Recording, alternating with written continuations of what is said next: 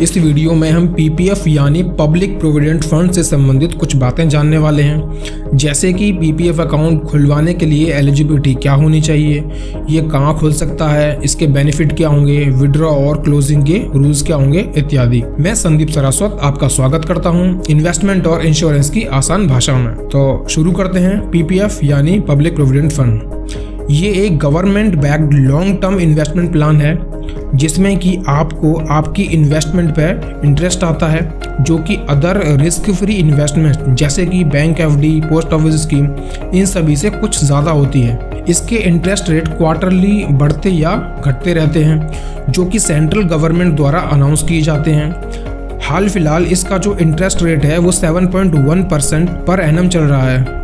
अब एलिजिबिलिटी की बात कर लें तो कोई भी इंडियन अपना एक पीपीएफ अकाउंट खुलवा सकता है, जिसमें कि एज का कोई फैक्टर नहीं है, यानी किसी भी एज ग्रुप का व्यक्ति पीपीएफ अकाउंट खुलवाने के लिए एलिजिबल है। लेकिन माइनर्स के लिए, जिनकी की एज 18 साल से कम है, उनका पीपीएफ अकाउंट तो खुल सकता है, पर उसे ऑपरेट उनके पेरेंट्स या ग्रैंड पेरेंट्स ही करेंगे, और उनकी एज 18 साल कंप्लीट होने के बाद में वो अपना अकाउंट खुद ही ऑपरेट कर सकते हैं। पीपीएफ अकाउंट खुलवाने के लिए बेसिक रिक्वायरमेंट्स जैसे कि Aadhaar card, PAN card, bank account होना चाहिए।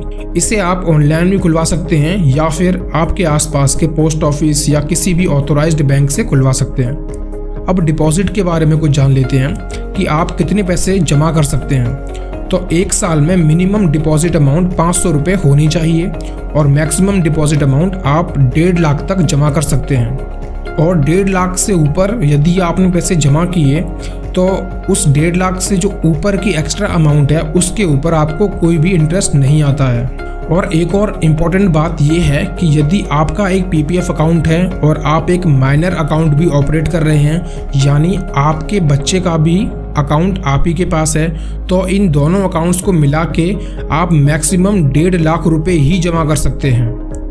आप एक साल में अधिकतम 12 बार पैसे जमा कर सकते हैं, जो कि कैश, चेक या फिर ऑनलाइन ट्रांसफ़र से भी हो सकता है। अब लॉक इन पीरियड की बात कर लें तो ये 15 साल का होता है। इसके बाद अगर आप चाहें तो 5-5 साल करके इसे कितनी भी बार बढ़ा सकते हैं। मैच्योरिटी की बात करें तो आप 15 साल बाद अपना पैसा विड्रॉ कर सकते हैं। इसके कुछ एग्जम्पशन भी हैं, जैसे कि पहला ये कि 2 साल बाद आप अपनी जमा राशि का 25% तक का लोन ले सकते हैं, जिस भी बैंक में आपका पीपीएफ अकाउंट हो उससे। दूसरा ये कि 5 साल पूरे होने के बाद आप पार्शियल विड्रॉ कर सकते हैं, यानी आपकी जमा राशि का 50% तक आप उससे विड्रॉ कर सकते हैं। और तीसरा ये कि 5 साल बाद अगर आप चाहें तो आपका फुल अमाउंट विड्रॉ कर सकते हैं, यानी प्री मैच्योर क्लोजिंग। इससे आपका पीपीएफ अकाउंट क्लोज हो जाएगा।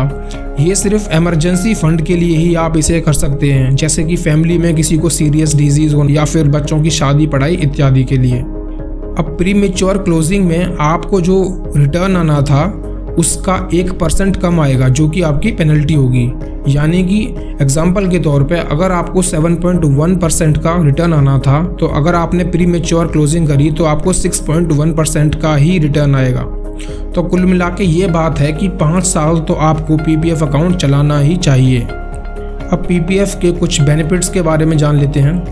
पहला ये कि ये एक रिस्क फ्री इन्वेस्टमेंट है, क्योंकि ये गवर्नमेंट बैक्ड है।